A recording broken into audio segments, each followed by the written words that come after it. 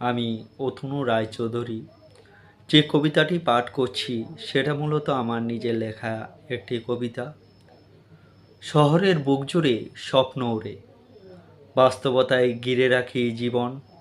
বাবার ঋণ কখনো শোধ করা যায় না, মায়ের কাছে আবদার কমতে থাকে কেবল। বাড়ি ফেরা হয় না রোজ, মুঠোফোনেই আবদ্ধ সব। যে সন্তান আদরে ঘিরে থাকতো, সে এখন অন্য কোথাও, ভীষণ অপরিচিত। তবু জীবন সুন্দর, বড় হওয়া সুন্দর, কিন্তু শৈশবে শান্তি ভীষণ। দায়িত্ব কর্তব্য সব কিছুর ভিড়ে হতে পারিনি বাবার মতন। দায়িত্ব কর্তব্য সব কিছুর ভিড়ে হতে পারিনি বাবার মতন। ধন্যবাদ।